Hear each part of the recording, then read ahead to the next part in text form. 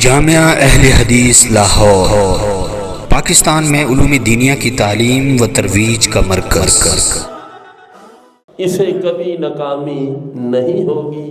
ہمیں صرف اللہ تعالیٰ کے احکام کی طرف حق کو توجہ دینی چاہیے، اور اس کے ساتھ ساتھ جو ہمارے حکمرانوں کے کرنے والے کام ہیں ان کو بھی چاہیے کہ سفارتی سطح پر کوششوں کو تیز کریں۔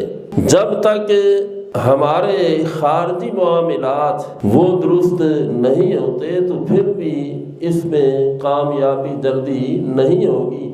کامیابی اسی صورت میں ہے کہ ہم اپنے داخلی معاملات بھی درست رکھیں، یعنی ہم آپس میں اتحاد رکھیں، متحد رہیں، ہر ایک کی یہی آواز ہو، اور اسی طرح خارجی معاملات جو ہیں ان پر بھی توجہ کی جائے تو انشاءاللہ یہ مسئلہ بہت جلدی حل ہو جائے گا۔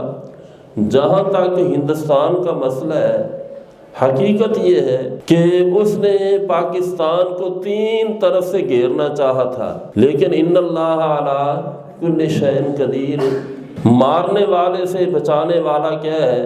طاقت ور ہے۔ اللہ تعالیٰ نے ایسے حالات پیدا کیے کہ اب وہ چاروں طرف سے خود گر چکا ہے۔ اس نے تو پاکستان کو 3 طرف سے گھیرنے کی کوشش کی، لیکن اللہ تعالیٰ نے حالات ایسے پیدا کیے کہ وہ چاروں طرف سے گر چکا ہے۔ تو انشاءاللہ اب اس کا سلامت رہنا ممکن نہیں ہے۔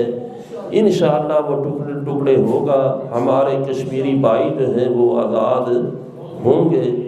ہمیں کوشش بھی کرنی چاہیے اور اللہ تعالیٰ سے دعا بھی کرنی چاہیے، ان کی اخلاقی مدد بھی کرنی چاہیے، یعنی جو بھی ان کو تعاون درکار ہو اپنی بساط کے مطابق ہم ان کا تعاون پہلے بھی کرتے رہے ہیں اور انشاءاللہ اب بھی کرتے رہیں گے۔ وآخر دعوانا الحمدللہ رب العالمین۔